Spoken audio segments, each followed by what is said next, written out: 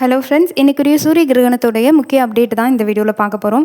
குறிப்பாக நிறைய பேர் நிறைய கொஸ்டின்ஸ் அப்படிங்கிறது கேட்டிருந்தீங்க. நீங்கள் வீட்டில் தனியாக இருக்கிறீங்க, இல்லை சாப்பிட்ணுமா, சாப்பிடக்கூடாதா, மொபைல் யூஸ் பண்ணணுமா, இல்லை நைட்டு வந்து சாப்பிடக்கூடாதா, வெளியில் போகக்கூடாதா, இந்த மாதிரி நிறைய கொஸ்டின் கேட்குறீங்க. குளிக்கணுமா, சமைக்கலாமா, இந்த மாதிரி கொஸ்டின் கேட்குறீங்க. எல்லாத்துக்குமே ஆன்சர் இந்த வீடியோவில் இருக்குது. குறிப்பாக சூரிய கிரகணம் அப்படிங்கிறது இன்றைக்கி நைட்டு 9:02க்கு ஸ்டார்ட் ஆகி நாளைக்கு அதிகாலையாக 1:28க்கு முடிவடையுது. கிட்டத்தட்ட 4:30 மணி நேரம் இருக்கும். இதோடைய உச்சம் அப்படிங்கிறது 10:47க்கு இருக்குது. குறிப்பாக இந்த டைமிங்கில் வந்து நீங்கள் இப்படி தான் இருக்கணும், இப்படி இருந்துட்டீங்க அப்படின்னா அவ்வளோதான் அப்படின்ற மாதிரினா எதுவுமே கிடையாது. நீங்கள் எப்போவும் ரொட்டீன் ஒர்க் பண்ணலாம். ஏன்னா இந்தியாவில் இந்த கிரகணம் தெரியாது. இந்த கிரகண நேரங்களில் நெகட்டிவ் எனர்ஜி இருக்கிறதுனால தான் இதை பண்ணுங்கள், இதை பண்ணாதீங்க அப்படின்னு சொல்லி நம்ம பெரியவங்க சொல்லியிருக்காங்க. அதே தான் நானும் உங்களுக்கு சொல்கிறேன். நார்மலாக உங்களுக்கு கிரகண நேரம் அப்படிங்கிறது இப்போ இந்தியாவில் தெரியாது அப்படின்றதுனால நீங்கள் எப்பவும் போல் ரொட்டீன் ஒர்க் பண்ணலாம். வெளியில் போயிட்டோம் அப்படின்னா நம்ம குழந்தைக்கு எதுவும் ஆகிடுமோன்னு நீங்கள் பயப்பட வேணாம்.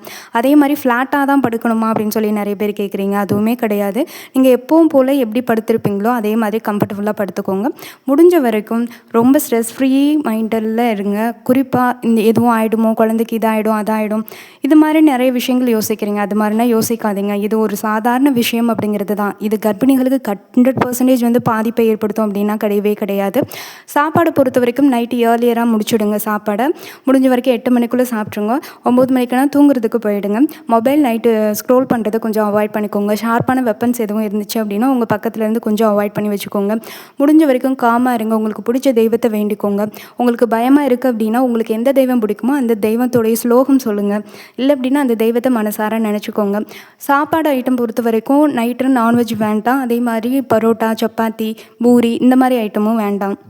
நிறைய பேர் நைட் சமயத்தில் எங்கள் வீட்டில் வந்து பாத்ரூம் வெளியில் இருக்குது, வெளியில் போகலாமான்னு கேட்குறீங்க. தாராளமாக போகலாம்.